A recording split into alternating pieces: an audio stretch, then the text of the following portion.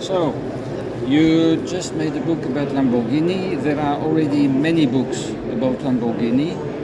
Why did you do one more? Is there any special reason? Yeah, see, I'll tell you the truth. Let's be honest about this. Basically, the three of us are Lamborghini fans. We're really crazy about Lamborghinis. And you know, the Countach, which is being shown here today, the LP500, the original one 50 years back, more than 50 years back, is the one which has got us into Lamborghinis. We all like Lamborghinis a lot. He likes them, he is into, we are into. And we said we've got nothing better to do than just write a book. So we thought we'd write a book. What the hell do we do? So that's a real truth. But the Go on. yeah, but I think the other part of the story is that we have also had a feeling, a couple of things. One is that Lamborghini's most important history of Lamborghini is its design. They made some fantastic engines, great engineering, there's no doubt about that, absolutely exceptional. But the number of engines or whatever engineering they did was, of course, quite noteworthy. But I think what really attracts people, what catches people, is what you see. And what you see, the forms and the shapes of Lamborghinis, not all of them, but most of them have been absolutely exceptional. And so, the history of Lamborghini is, in a sense, is a history of design, is a history of styling in the last 60 years. And to that extent, I think that's the other reason we felt that though many books have been written about Lamborghini, design and styling has been written about, but it's not been focused. And that's what we thought was worth talking about. Additional to that, the other factor is also we felt that many of the Lamborghini books that have come out recently have tended to, I think, perpetuate certain myths and misconceptions, which a lot of the enthusiasts have been aware of, but somehow it's been glossed upon. And we thought we should bring that out also. Other points, any other things you would add to that?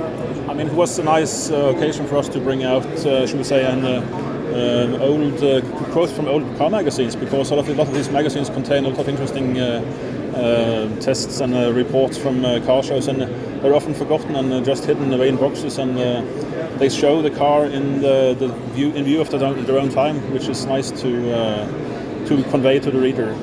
So that's one of the points as well. Yes. And how did you meet the three? How did you find the Branko has many documents, as well as Kaare.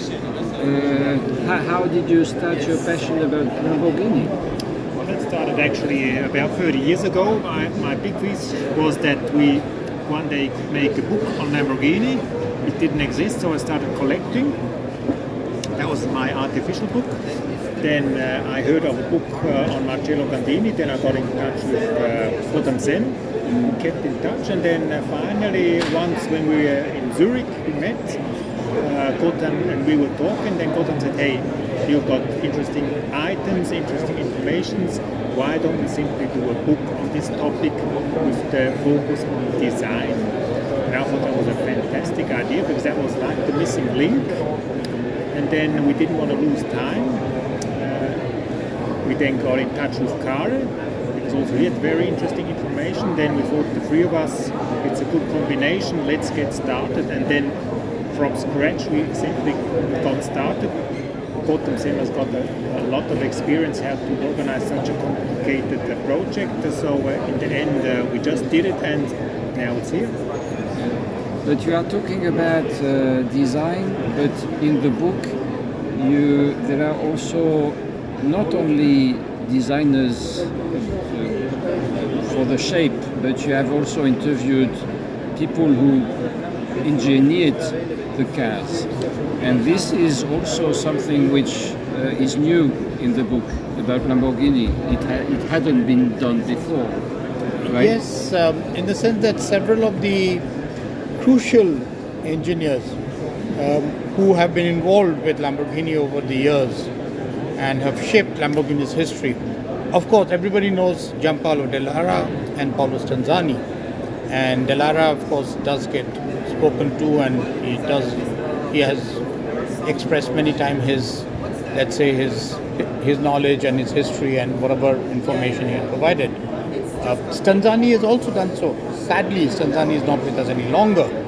And other than the fact that I've had some correspondence with him, Kaare has met him and interviewed him extensively, which was quite exclusive and unusual.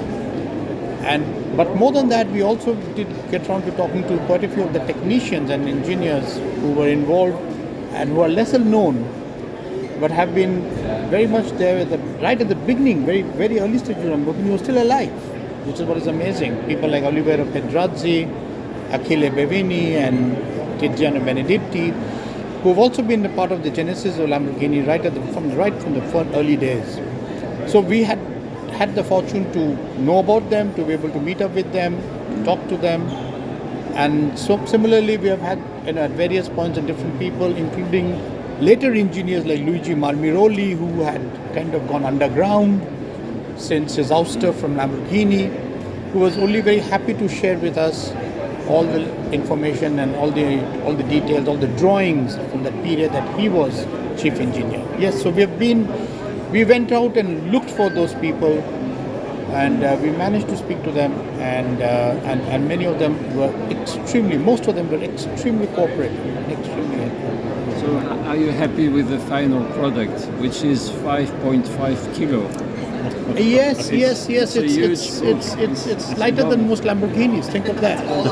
So we were able to engineer something which is lighter than many other Lamborghinis. You know?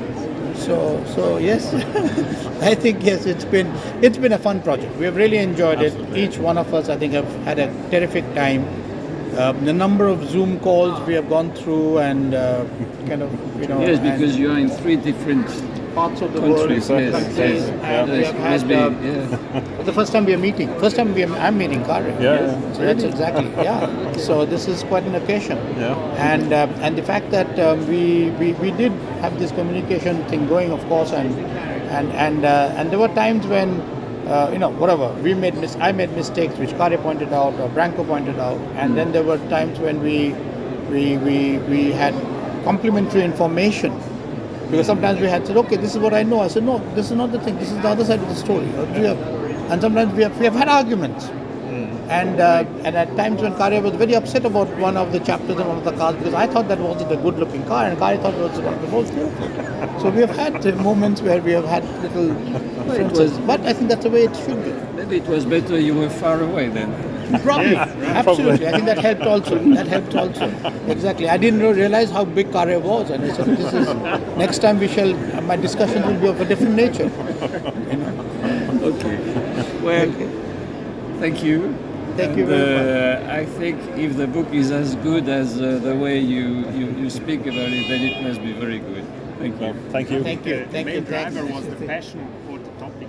Yes. Yes, that was really the main driver. Exactly.